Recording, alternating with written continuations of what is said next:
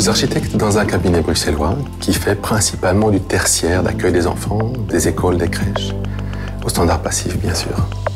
Quand on a étudié notre première école passive et qu'on a expliqué un petit peu les tenants et aboutissants au maître d'ouvrage, il a été très séduit par l'aspect technique et l'aspect automatisation. Et on a été assez loin dans ces concepts et dans ces installations.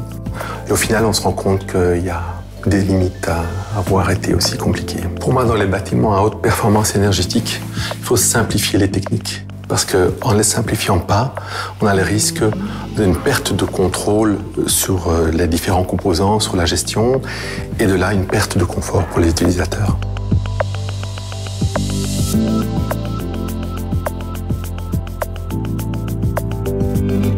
Donc, ce qu'on a mis au point pour cette première expérience d'école passive, c'est qu'on a fusionné, on a combiné la ventilation et l'apport de chaleur. Le complément de chaleur arrivait par la ventilation. Il y avait une batterie de chauffe à l'entrée de chaque classe sur la ventilation. Et c'est rapidement ce que j'ai compris, c'est qu'il fallait dissocier ces éléments-là.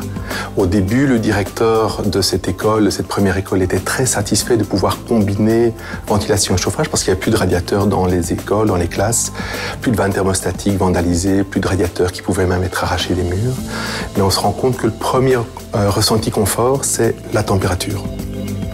Et si l'utilisateur ne comprend pas comment il peut avoir son confort température en actionnant des éléments, des composants simples qu'il a chez lui, des composants domestiques, il y a une perte de compréhension de ce qui se passe au niveau de l'installation et il y a des difficultés dans tous les composants de régulation qui amènent à parfois une incompréhension de ce que la technique apporte pour le confort.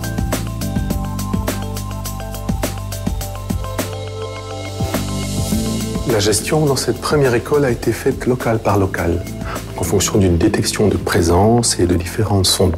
On a défini ce qu'il fallait comme technique, comme apport énergétique spécifique et très très local. On se rend compte que finalement on a dû ajouter énormément de composants techniques, clapets, batterie de chauffe, etc.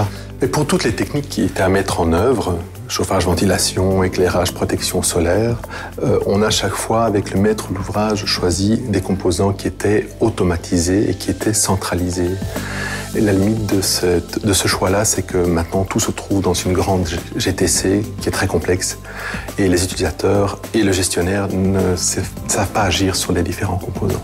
Et le risque, c'est que les composants soient devenus trop complexes, donc inaccessibles à la lecture des utilisateurs, des gestionnaires, et que l'objectif de simplification, l'objectif de performance énergétique soit manqué puisqu'on ne peut plus corriger, adapter pour améliorer son confort et améliorer les économies d'énergie.